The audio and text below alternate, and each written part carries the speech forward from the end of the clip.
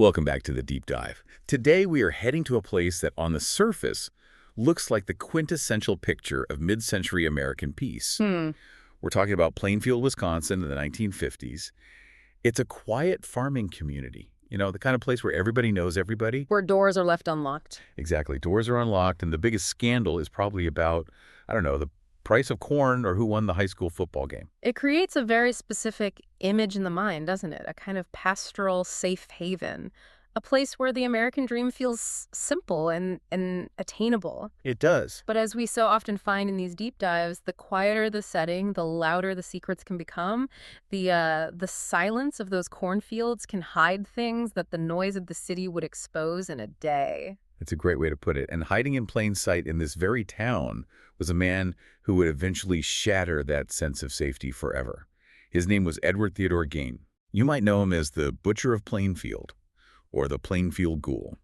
And if those names don't ring a bell, the monsters he inspired certainly will.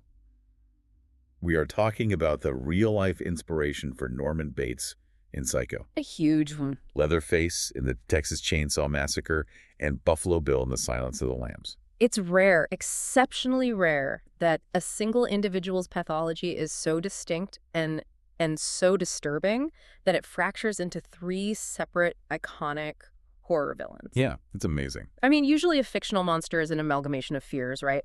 But with Ed Gein, he's the singular origin point. He is, you could say, the patient zero of the modern American horror mythos. He fundamentally changed the way we look at the quiet neighbor and that lonely farmhouse at the end of the road. And the craziest part, Yeah. to the people of Plainfield, before everything came out, he was just Ed. He was the shy, kind of odd, but reliable handyman. Reliable Ed. He babysat the neighbor's kids. He was just the guy down the road who kept to himself. But secretly, he was curating a literal house of horrors. So our mission today is to peel back the layers of sensationalism. We really want to understand the making of this monster.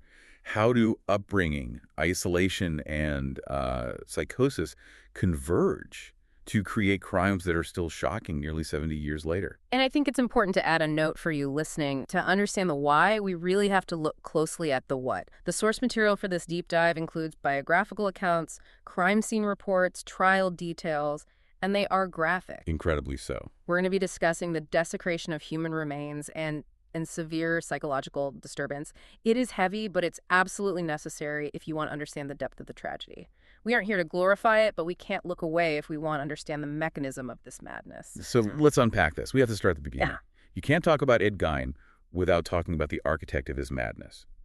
And that brings us to the Gein family farm, and specifically the dynamics of his childhood. It really does seem like the perfect storm of nature and nurture, or maybe the complete lack of nurture. Architect is absolutely the right word. Ed Gein wasn't built in a day. He was constructed brick by his environment. He was born August 27th, 1906, in La Crosse County, Wisconsin, second of two sons. And his father, George Philip Gein, he was a tanner, a carpenter. But from the sounds of it, he wasn't exactly a model citizen. Not even close. Calling him a carpenter gives him a dignity that the sources suggest he really didn't earn at home. By all accounts, George was a violent alcoholic. He couldn't hold down a job consistently, and he took out all his frustrations on the family. He was the physical terror in the house. There's this detail in the records that just really stuck with me, and it's so visceral. Ed later recalled that his ears would actually ring from how severe the beatings from his father were. Yes. Just imagine that as a child. Your primary memory of your father is the physical sensation of ringing ears and pain. That kind of trauma early on, it sets a terrible baseline. It teaches you that the world is just a hurtful place. It does. It normalizes violence. It creates a baseline where pain is just part of the daily routine, something to be endured. But while George provided the physical threat, the true architect of Ed's psyche, that was his mother, Augusta, Right. She was the dominant force, fervently religious, nominally Lutheran, but her personal theology was much darker, much more idiosyncratic. She preached a worldview that was just steeped in the fire and brimstone of the Old Testament and the Book of Revelation. So to her, the world was just inherently evil. A cesspool of evil, Yeah. yes. And specifically, she had a massive hang-up about women, right? This wasn't just general sin, it was gendered. Extremely gendered, and this is crucial for understanding Ed's later crimes. She taught Ed and his older brother Henry that all women, with the notable exception of herself, of course, were naturally promiscuous. She saw them as instruments of the devil, designed to lead men to ruin. It's such a specific and poisonous idea to plant in a young boy's head. And she reinforced it daily. Every afternoon, she would reserve time to read to the boys from the Bible.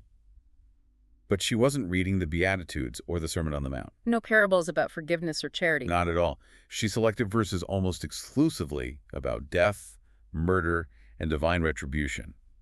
She was feeding them a constant diet of fear, reinforcing this idea that if they stepped out of line, God would destroy them, and that women were the trap that would lead them there. So you have this young boy growing up hearing that the outside world is evil, women are dangerous vessels of sin, and his father is a violent drunk. And then Augusta decides to physically seal them off from that evil world. They moved from La Crosse to Plainfield. And that's the key move. Right. They bought a 155-acre farm in Plainfield. Now, moving to a farm is normal in Wisconsin, but for Augusta, this wasn't about agriculture. This was isolationist policy. A fortress. A fortress against sin. Augusta deliberately turned away outsiders. She wanted to insulate her sons from any influence that could possibly contradict her teachings. She created this hermetically sealed environment where her word was the only law. The farm was situated on a dead-end road. It was physically removed from the community. It was an island.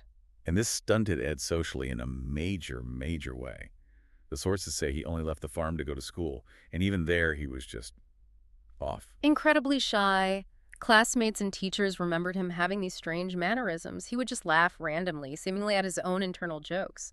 It's a sign of a rich and perhaps disturbing internal life that was already disconnecting from reality. And she wouldn't even let him try to be normal. No. If he ever tried to make friends, Augusta would punish him. She effectively severed any social tendrils he tried to put out. She wanted him all to herself. There's a distinct possessiveness there that goes beyond protection. She didn't just want to protect him. She wanted to own his attention, his entire being. Which, of course, forces him to turn inward, and specifically, to turn toward her. The source material is clear that he didn't just love her. He idolized her. It became an obsession. It's a classic, albeit extreme, case of enmeshment. With a violent, absent father and a terrifying, controlling mother, Ed's only survival strategy was total submission and adoration of the aggressor, his mother. She was the source of food, the source of truth, the source of safety, even if she was also the source of fear. She was everything. She was everything. To Ed, Augusta wasn't just a mother, she was God's sole representative on earth, the only source of purity in a corrupt world. So the timeline starts to move toward tragedy. The family unit, this isolated little cult, begins to shrink, leaving Ed more and more exposed to this singular, powerful influence. First, the father, George, dies. He dies in 1940 of heart failure, brought on by his alcoholism. And honestly, the sources suggest his death didn't change much for the emotional landscape of the boys. He was already gone, in a way. He was a ghost in the house, a negative presence that was now gone. After his death, Ed and Henry began doing odd jobs around town to help support the farm and their mother. And this is an interesting point. Despite their bizarre upbringing, the community generally viewed Ed and Henry as reliable and honest. They were the Gein boys. Strange, but hard workers. Exactly. Ed was the guy you called to fix a fence or thresh wheat. He was seen as a perfectly capable handyman. And he even babysat for neighbors. The sources note that he seemed to relate more easily to children than to adults, which in hindsight is deeply chilling, but at the time, I guess it just made him seem harmlessly immature. It creates this picture of a man-child. He was emotionally arrested. She never had a chance to grow up because Augusta never allowed him to. He was a boy in a man's body. But then we have the first real crack in this bizarre family structure. Yeah. The death of the older brother Henry in 1944. And this is a massive point of contention and mystery in the Gein lore. It's like a true crime story nested inside the bigger horror story. It really is. The Cain and Abel mystery, as some have called it. So Henry was 4 years older than Ed. And unlike Ed, Henry was starting to push back against Augusta. He was showing signs of rebellion. He's trying to get out. He was. He began to reject Augusta's worldview. He was actually dating a divorced mother of two, and he was planning on moving in with her. He was escaping the orbit. He was doing the one thing Augusta feared most, leaving her for another woman, a harlot. And he was worried about Ed. Deeply. He was vocal about his concern. He would speak ill of Augusta in front of Ed, trying to snap him out of this deep enmeshment. He would call her crazy, try to tell Ed that the way they were living wasn't normal, that her control wasn't healthy. And Ed's reaction to that was Not good. And Ed reacted with shock and hurt. He couldn't handle any criticism of Mother. She was perfect. She was pure. To hear his own brother attack her was, to him, a profound betrayal. So let's look at the day Henry died. It's May 16th, 1944. They're out on the property, burning vegetation. A marsh fire, yeah. A common practice to burn off brush. But according to Ed's account, the fire got out of control. The local fire department had to be called out to help contain it. Okay, that seems straightforward enough. But here's where the sequence of events gets very strange. The fire is extinguished, the firefighters leave because everything seems fine, and then, after they're gone, Ed reports that his brother Henry is missing. After. Not during the chaos, but after. That's weird. Very weird. So they form a search party with lanterns, and Ed leads them directly to the body. He knew right where to go. Seem to. They find Henry dead, lying face down, but the condition of the body is deeply suspicious. What was suspicious about it? Well, first, Henry was 43 years old and healthy. The official cause of death was listed as asphyxiation from the smoke or maybe heart failure, but his body was completely untouched by the flames. He wasn't burned at all. Which is odd if he was caught in a fire. Very. And years later, researchers and biographers, people like Harold Schechter, they dug into the old reports and found mentions that Henry had bruises on his head. Bruises on his head, lying face down, untouched by fire. And Ed is the only other person there. And he just happens to lead the search party straight to him after the firemen leave. It paints a very grim picture. It really feels like he knew exactly where the body was because he put it there. The theory is that they were arguing about Augusta, things got heated, and Ed took care of the problem. But nothing came of it at the time. Nothing. You have to remember, this was a reliable local family. Accidents happen on farms. No autopsy was performed. It was 1944, wartime. Resources were scarce. And frankly, people didn't go looking for murder where they didn't expect to find it. But in retrospect, many experts believe this was Ed Gein's first murder. He was removing the one person who challenged his bond with his mother. Henry was criticizing the idol, so the heretic had to be removed. And that act, if he did it, effectively left him completely alone with her, the last man standing. But that didn't last long either. No. Augusta suffered a paralyzing stroke shortly after Henry's death. Ed then devoted himself entirely to her care. He was her nurse, her servant. And then a second stroke hit in 1945. And there's a story about what triggered that second stroke that just perfectly encapsulates her madness. I remember this detail. It's bizarre. It is. It's a horrific glimpse into her mind. Ed and Augusta went to a neighbor's house, a man named Smith, to buy some straw.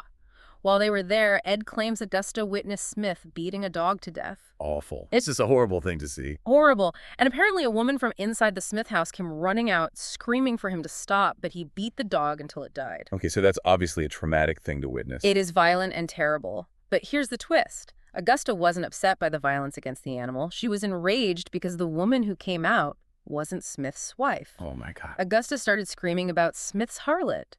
The perceived sexual immorality of a neighbor caused her more physical and emotional distress than watching the brutal, violent killing of a dog right in front of her. That is just. It's so deeply twisted. It shows her priorities were completely divorced from normal human empathy. Her moral compass was just spinning wildly. Absolutely. So she has the stroke, her health deteriorates rapidly, and she dies on December 29th, 1945. And Ed Gein is now 39 years old. He has no father, no brother, and now he has lost his only friend and one true love, as he later put it. He is absolutely, completely alone on that 155-acre farm. The silence must have been deafening. This is a man who has never made a decision for himself in his entire life, and now the decision maker, the center of his universe, is gone. This is the moment. This is the moment where the descent really begins. Up until this point, he's weird, he's isolated, maybe he even killed his brother, but he's still functioning within some kind of family unit. After 1945, that farm becomes something else entirely. It becomes his kingdom of one. It becomes a physical manifestation of his fractured mind. The house itself literally split into two worlds. He boarded up all the rooms that Augusta had used. The upstairs bedroom, the downstairs parlor, the living room. He left them completely untouched. A shrine. A perfect shrine. While the rest of the house became increasingly squalid and filthy, these rooms remained pristine. A museum to her memory. Not a speck of dust. He would go in there, maybe to sit, maybe just to look, but he never changed a thing. And where did he live? He lived in a small room right next to the kitchen. In this room, in the kitchen, they fell into absolute squalor. He stopped cleaning. He likely stopped washing regularly. The sink was piled high with filth. The trash piled up. And in this filth, he began to feed his mind with very, very specific literature. Right. The sources mention pulp magazines and adventure stories, but not just cowboy stories. Specifically, stories about cannibals and, this is such a dark detail, Nazi atrocities. And specifically the atrocities associated with Ilse Koch. She was the wife of a commandant at the Buchenwald concentration camp, and she was accused of selecting tattooed prisoners to be killed so she could fashion lampshades and other items from their skins. So this fascination wasn't accidental. He was looking for a template. He was looking for a template. He was reading about headhunters and shrinking heads. He was finding validation for the urges that were starting to bubble up inside him. He was studying how to treat the human body as raw material. He was, in his own way, educating himself on the craft of the macabre. And meanwhile, to the Count of Plainfield, he's still just a handyman. That's the disconnect that is so terrifying. He's getting a farm subsidy from the federal government. He's working on the municipal road crew. He's threshing crops for neighbors. It's the duality. He's reading about making lampshades from human skin at night, and then he's helping you harvest your corn during the day. That is the terror of the monster next door. We want our monsters to look like monsters. We want them to be growling beasts or visibly deranged. We don't want them to be the quiet guy who smiles and waves and seems a little shy. Ed Gein mastered the facade of the harmless eccentric. He was reliable, Ed. People trusted him enough to let him watch their children. Okay, so let's fast forward. 12 years pass. It's November 1957. This is the end of the line for Ed Gein, though he doesn't know it yet. It starts with the disappearance of Bernice Worden. Bernice Worden was a 58-year-old woman. She owned the local hardware store in Plainfield. On the morning of November 16th, a Saturday, she vanishes. The store's truck was seen driving out from the rear of the building around 9:30 a.m. And the town was pretty empty that day, right? Very empty. It was the opening weekend of deer hunting season, so most of the men in town were out in the woods. The store saw very few customers that day. Her son, Frank Worden, was a deputy sheriff. He enters the store around 5:00 p.m. and knows immediately something is wrong. He finds the cash register open, which is unusual, and then he sees bloodstains on the floor. Panic sets in. And this is where small-town habits that everybody knows everybody thing actually helped catch a killer. Frank Worden investigated. He did. He found a sales slip on the counter, the very last receipt written by his mother that morning. It was for a half-gallon of antifreeze. And Frank remembered who had been asking about antifreeze. Exactly. Frank told investigators that the evening before, Ed Gein had been in the store and said he would be back the next morning for that antifreeze. It was the smoking gun. It linked Gein directly to the time of disappearance and to the last known transaction. So the police move fast. They find Gein at a grocery store in West Plainfield and arrest him. And then the Washoe County Sheriff's Department heads out to the farm. It's night. It's dark. They go into a shed on the property first. And what they found in that shed is one of the most gruesome discoveries in American criminal history. The sheriff's deputy, Art Schley, shone his flashlight into the darkness and found Bernice Worden's body. But not intact. Not intact. She had been decapitated. She was hung upside down by her legs with a crossbar at her ankles and ropes at her wrists. The source material describes it as being dressed out like a deer. Exactly. Which speaks to the hunting culture of the area, but twisted into something completely unrecognizable. She had been shot with a .22 caliber rifle, and the mutilations were made after her death. It was a hunter preparing a kill, but the kill was a neighbor. The level of dehumanization required to do that to a human body, to treat it exactly like livestock. Yeah. And it's just chilling. But the horror did not stop in that shed. They then went into the house. And this is where the legend of Ed Gein really begins. This is the inventory of nightmares. When investigators entered that squalid kitchen area, they found a house that was literally decorated with human remains. And I mean decorated. We need to break this down item by item to understand the scale. It wasn't just bodies piled up, it was craftsmanship. Okay, let's try. What's the first thing they see? Well, beyond the filth, they found whole human bones and fragments just scattered everywhere, but then they saw the objects. They found a wastebasket made of human skin. Sewn together To form the container. They found human skin covering several chairs. Imagine sitting in a chair, thinking it's old leather, and then realizing... It's unthinkable. The investigators must have been losing their minds. It's hard to imagine. They found human skulls mounted on his bedposts, female skulls, some with the tops neatly sawn off. To be used as bowls. He was eating out of them. It seems likely, or at least keeping them as objects. They found a corset made from a female torso, skinned from the shoulders to the waist. Leggings made from human lynx skin. And the masks. He had carefully peeled the skin from female faces and preserved them. to where? Yes, including the face of Mary Hogan, a tavern owner who had gone missing in 1954. They found her face in a paper bag. And they found her skull, too, didn't they? Her skull was in a box. They found Bernice Worden's entire head in a burlap sack, and perhaps most disturbingly, they found Bernice Worden's heart in a plastic bag in a saucepan on his potbelly stove. It just gets worse and worse. Oh. And then there are the smaller items, the trophies. A belt made of female nipples, a pair of lips being used as a drawstring for a window shade, a lampshade made from the skin of a human face, And 9 vulvas in a shoebox. an archive of madness. And it raises the immediate question that the police had. Where did all of this come from? He obviously hadn't killed dozens of people. The sheer volume of remains, skulls, skins, bones, it didn't match the number of missing persons in the area. They found parts from at least 15 different women in that house. And that leads to the confession. Ed Gein wasn't just a murderer. He was primarily a grave robber. That's the critical distinction. Under questioning, Gein admitted that between 1947 and 1952, so starting about 2 years after his mother died, he made as many as 40 nocturnal visits to 3 local graveyards. He described being in a daze-like state. He said sometimes he would go, sort of come to his senses while in the cemetery, leave the grave untouched, and just go home empty-handed. Right. On about 30 of those visits, he said he came out of the daze and left. But on the other visits, he didn't wait up.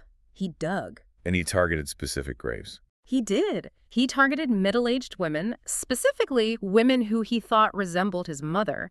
He would dig up the graves, often very soon after the funeral, when the dirt was still loose open, the wooden shipping crates that held the caskets, and take what he wanted. Sometimes the whole body, sometimes just parts. The police actually didn't believe him at first, did they? They thought it was impossible. They didn't. Ed was a slight man, about 5'7", 150 pounds. They couldn't believe he could physically dig up a grave by himself in one night. It seemed impossible. And they made him prove it. They tested it. This is how thorough the investigation was. They took Gein to the graves he identified. They got permission to exhume them. And sure enough, they found empty caskets, or caskets that had been looted. In one case, the casket was empty but contained a crowbar. It is Ed's crowbar. In another, he had taken most of the body but returned the rings and some other parts. It confirmed his story. He was stealing the dead. He was treating the graveyard like a supply store. But why? What was the end game here? It wasn't just about collecting trophies like some kind of hunter. No. And this is where we get into the deep psychology that directly inspired Psycho and The Silence of the Lambs. Gein confessed that soon after his mother's death, he got the idea to create a woman's suit. A literal suit of skin? A literal suit made from the skin of these women. He wanted to literally crawl into their skin. The motivation wasn't primarily sexual in the way we typically think of sexual predators. In fact, he denied having sexual relations with the bodies, saying they smelled too bad. So it wasn't about necrophilia, it was about identity. It was about identity. He wanted to become his mother. By wearing the skin of women who looked like her, he was trying to resurrect her through himself. He was trying to climb back into the womb in the most gruesome way imaginable. That is profoundly and terrifyingly disturbed. He was trying to dissolve the boundary between himself and Augusta. He wanted to be the thing he missed so much. Precisely. The isolation, the abuse, the grief, it all collapsed into this horrifying delusion where he could keep her alive by becoming her. It's a desperate, horrific attempt at connection. He wasn't just dressing up. He was performing a ritual of transformation. So we have the grave robbing, which accounts for most of the remains. But he did confess to murders. We know about Bernice Worden, and he also confessed to killing Mary Hogan. Right. Mary Hogan was the tavern owner who vanished on December 8, 1954. Gein admitted to shooting her, though initially he claimed he didn't remember the details clearly. And there was a chilling detail about Mary Hogan that shows how, open Gein was being, in his own twisted way. There was. Before he was caught, Gein had actually joked to people in town that Mary Hogan was staying at his house. And nobody believed him. They just wrote it off. Nobody believed him. They thought it was just Weird Ed making a bad joke. He even showed a 16-year-old friend of the family some shrunken heads he kept in his house. He claimed they were relics from the Philippines sent by a cousin who served in World War II. And the kid just bought it. Why wouldn't he? It's a plausible story if you don't for a second suspect your quiet neighbor is a monster who makes crafts out of people. Upon investigation, of course, those were determined to be human facial skins, carefully peeled from corpses and cured. It just shows how much we rely on the assumption of normalcy. We assume the things around us are what they appear to be, because the alternative's just too frightening to consider. That's the thing about the village idiot archetype. People underestimate the danger because they've already categorized the person as harmlessly strange. It creates a blind spot big enough to hide a body in. A very dangerous blind spot. Now, beyond Worden and Hogan, there were suspicions of other victims. When you find a house full of bones, you naturally wonder if there are more murders. The police certainly did. Authorities immediately looked at several unsolved missing persons cases in Wisconsin. The time frame was between 1945, when Augusta died, and 1957, when Worden was killed. Suspicions were high. Let's talk about a few of these. There was a young girl, Georgia Jean Weckler. She was an 8-year-old girl who disappeared near her home in Fort Atkinson in 1947. Witnesses reported seeing a dark-colored 1936 Ford sedan in the area around the time she vanished. Ed Gein owned a black 1937 Ford. It was close enough to raise eyebrows. And Evelyn Grace Hartley. Yes? This is a very famous cold case in Wisconsin. A 14-year-old babysitter who was abducted while on the job in La Crosse in 1953. There were clear signs of a struggle, but her body was never found. Gein was questioned about this. But here is where the evidence, or lack thereof, becomes critical. Gein passed 2 lie detector tests regarding Evelyn Hartley. And more importantly, they found no trace of her on the farm. Exactly. Considering he kept everything else, it's a huge point. With the grave-robbing victims and the 2 murdered women, he kept the remains. He was a hoarder of death. It seems psychologically inconsistent that he would have killed these other people and disposed of them so completely that not a single trace remained, while keeping a shoebox of vulvas in his room. Plus, the victim profile doesn't fit his obsession. Right. His psychiatrist concluded that his violence was directed exclusively at women who physically resembled his mother-matronly, heavy-set, middle-aged women. Young girls like Weckler and Hartley simply didn't fit the profile of his psychosis. There were also 2 hunters, Victor Travis and Raymond Burgess, who disappeared in 1952. They had been drinking at a bar in Plainfield. They vanished along with their car. No trace was ever found. They had apparently been hunting on land near Gein's property, and Gein had objected to it. But again, no physical evidence ever linked him to it. The prevailing theory is that Gein was a scavenger and a mother-obsessed killer, not an indiscriminate serial predator. So let's talk about the aftermath. The arrest happens in November 1957. The news breaks and the world is absolutely horrified. But getting legal justice was complicated. Very complicated. On November 21st, 1957, Gein was arraigned on 1 count of first-degree murder for Bernice Worden. He pleaded not guilty by reason of insanity. He was examined and diagnosed with schizophrenia and found mentally incompetent, which means he was unfit to stand trial. So he was sent to a hospital, not a prison. Exactly. He was sent to the Central State Hospital for the criminally insane. And for a decade, he just sat there. It wasn't until 1968 that doctors decided he was now competent enough to understand the proceedings and assist in his own defense. And the trial itself was unusual. It was a bench trial, so no jury. Judge Robert Golmar presided. The trial only lasted 1 week. Gein was found guilty of the Worden murder, but then, in a second phase of the trial dealing with his sanity at the time of the crime, Judge Golmar ruled him not guilty by reason of insanity. So, guilty but insane. Guilty but insane, which meant he was remanded to psychiatric institutions for the rest of his life. He would never be a free man, but he would be a patient, not a prisoner. There's a tragic side note here about Sheriff Art Schley, the man who interrogated Gein and found the body. This case had a body count that extended beyond the direct victims. Yes. Sheriff Schley died of heart failure in 1968, just before the trial began, at only 43 years old.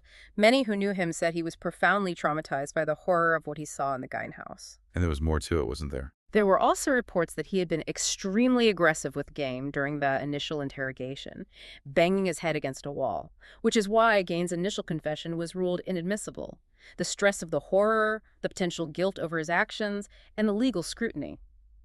It all likely contributed to his early death. The case just consumed him. And what about the House of Horrors itself? What happens to a place like that? Well, the community wanted it gone. They wanted the stain removed. The house and the land were scheduled to be auctioned off in March 1958. There were rumors swirling that some ghoul chaser might buy it and turn it into a tourist attraction, a museum of the macabre. Which the town of Plainfield obviously did not want. Not at all. And interestingly, just days before the auction was set to take place, early in the morning on March 20, 1958, the house was completely destroyed by fire. The official report said what, a garbage fire? A garbage fire set by a cleaning crew, supposedly. But the fire marshal noted that the garbage fire was a good 75 feet away from the house. It was widely, and probably correctly, suspected to be arson, a form of community cleansing. They were burning out the evil before it could be sold for profit. And when they told Ed Gein about the fire in the hospital, what was his reaction? Completely indifferent. He just shrugged his shoulders and said, just as well. But not everything was destroyed. His car, the 1949 Ford sedan he used to haul the bodies, it actually survived and was sold. And this speaks to that morbid curiosity we mentioned. The car was bought by a carnival sideshow operator named Bunny Gibbons. He toured with it across the country, charging carnival goers 25 cents to see the car that the Plainfield Ghoul drove. That is so tawdry. But it shows that even back then, people were fascinated by this kind of darkness. They were. True crime obsession isn't new. People have always wanted to get close to the monster, just as long as they're safely on the other side of the velvet rope. So Ed Gein lives out the rest of his days in an institution. He finally dies on July 26, 1984, of respiratory failure and lung cancer. He was 77 years old. And where is he buried? And this is the final grim irony. He is buried in the Plainfield Cemetery in the family plot right between his parents and his brother Henry. The family is reunited in the very earth that Ed himself used to disturb. And his grave marker. People couldn't leave it alone. No. It became such a target for souvenir seekers, people chipping off pieces of the stone, that the entire gravestone was stolen in the year 2000. It was recovered near Seattle a year later, but now the gravesite often remains unmarked to prevent any further vandalism. Even in death, he attracts those who want a piece of the macabre. So that's the story of the man, but the monster. The monster took on a life of its own. Let's talk about the cultural legacy, because Ed Gein is everywhere in horror. If you're a horror fan, you know Ed Gein, even if you don't know his name. He is the archetype. Almost immediately after the crimes broke, the black humor started. They called them Geiners. Jokes that the locals told to cope with the sheer horror in their midst. But the real legacy is in film. In 1959, Robert Bloch published his novel, Psycho, which Hitchcock then turned into arguably the most famous horror movie of all time. And Norman Bates is Ed Gein. The parallels are direct and completely intentional. The overwhelming obsession with the domineering mother, the preservation of the mother's room as a shrine while living in the shadow of it, the cross-dressing to become the mother. That is pure, uncut Gein. Robert Bloch lived just 35 miles from Plainfield when the news broke. He absorbed that entire atmosphere of dread. And then, in 1974, Toe Hooper gives us the Texas Chain Saw Massacre. And with it, Leatherface. The idea of wearing a mask made of human skin that comes directly from Gein's collection of face masks. The squalor of the Sawyer family house in that movie, the furniture made of bones, the chickens wandering inside, that is all visual shorthand for the reports from inside the Gein farmhouse. And later, The Silence of the Lambs. Buffalo Bill. Buffalo Bill captures the woman suit aspect perfectly. The desire to transform the physical body by creating a new one from the skin of others. The sewing, the craftsmanship of the skin. That is Gein. It's just amazing that one man provided the DNA for three of the most distinctive villains in cinema history. Norman Bates got the mother issues, Leatherface got the mask, and Buffalo Bill got the suit. It's because Gein represents something very specific and very American, the rural Gothic. The idea that in the middle of nowhere, in a quiet, dying farmhouse, something ancient and terrible is happening behind closed doors. He isn't a slick mastermind like Hannibal Lecter. He isn't a supernatural force like Michael Myers. He's pathetic. He's a lonely, delusional man whose madness was allowed to fester in isolation until it consumed him and everyone he touched. He reflects the fear that we don't know what happens behind those closed doors, specifically in those lonely houses set way back from the road. He represents the rotting of the American pastoral dream. Exactly. He shattered the illusion of the wholesome, safe heartland. He showed that isolation doesn't just breed independence, it can breed absolute monstrosity. So what does this all mean? We've looked at the abuse, the isolation, the grief, and the horrific crimes that followed. What do we take away from the story of Ed Gein? I think the biggest takeaway is about the fragility of the human mind under extreme isolation and indoctrination. Ed Gein wasn't born a monster. He was shaped. He was shaped by a perfect storm of a violent father, a fanatical mother, and a complete lack of connection to the outside world. He had no frame of reference for normalcy. None. So when his only anchor, his mother, was removed, he didn't have the social or psychological tools to cope. He drifted into a nightmare of his own making because he had no reality to check it against. His delusions became his only companions. It really makes you think about the importance of community. of intervention, if someone had noticed, if someone had reached out. But that's all speculation, of course. It is, but it serves as a grim reminder of what can happen when we let people fall completely off the map into the dark. I want to leave you with a provocative thought to chew on. In a world where we often categorize Ed Gein as one of the most notorious serial killers of all time, he's on every list, in every documentary, we have to remember, he only murdered 2 confirmed people.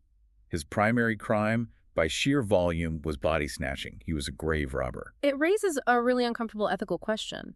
Does the fact that the majority of his victims were already dead make his house of horrors less evil than, say, a killer like Ted Bundy or John Wayne Gacy who tortured and killed demons of living people? Right. Or does the desecration of the dead, the violation of that final rest, the turning of a human being into an object, a craft project, make it somehow more taboo, more viscerally repulsive to us on a primal level? It's the difference between violence and violation, isn't it? And Ed Gein, the quiet handyman from Plainfield, managed to master both. He didn't just kill, he deconstructed, he unmade people. Indeed. He turned people into things. And that is a horror that sticks with you long after the story is over. Next time you're driving through a quiet rural town and you see that one farmhouse sitting lone in the distance, maybe don't think about Ed Gein. Or maybe do.